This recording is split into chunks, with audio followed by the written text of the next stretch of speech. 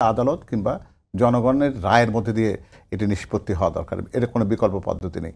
আর জনাব ফখরুল ইসলাম আলমগীর সাহেবকে এই দলে সংযুক্ত করার যৌক্তিকতা বা অযৌক্তিকতা নিয়ে প্রশ্ন যদি ওঠে অনেকটা, হয়তো এটা বলতে পারবেন যে আমন্ত্রণ তো সরকারের পক্ষ থেকে জানানো হয়েছে, তো সরকারের পক্ষ থেকে যখন জানানো হয়েছে তখন হয়তো প্রধান উপদেষ্টা এটি চেয়েছেন যে তার যে সফর সঙ্গী সেটি গুরুত্ববহ হোক, দৃষ্টিনন্দন হোক, সবার কাছে গ্রহণযোগ্য হোক, যে এটা একটা সার্বজনীনতা রয়েছে।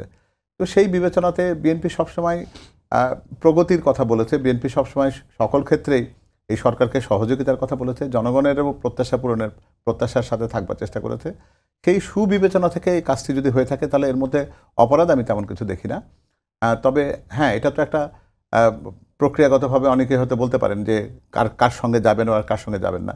তো ফলে আমরা এটাকে সহজ করতে চাই এইভাবে যে এটা যদি বলি আমরা যে তারুণ্যের সাথে প্রবীণের যে মেলবন্ধনের একটা জায়গা সূচিত হয়েছে, সেখান থেকে অনেক কিছু শিখবার রয়েছে। ফলে মির্জা ফখরুল ইসলাম আলমগীর স্যারের মতন এরকম একজন প্রাজ্ঞ এবং সত্যিকার অর্থে নিপাট ভদ্রলোক জাতের একজন রাজনীতিবিদকে যখন অন্যরা যখন কাছে থেকে দেখবেন, তখন তাদেরকে লক্ষ্য করে যে সমস্ত কটূক্তিগুলো ইতিপূর্বে ওই সমস্ত দলের পক্ষ থেকে কখনো কখনো করা হয়েছে, তারা হয়তো অন্তত শিষ্টাচারের এই অংশে নিজেদেরকে হয়তো সংশোধিত করতে পারবেন।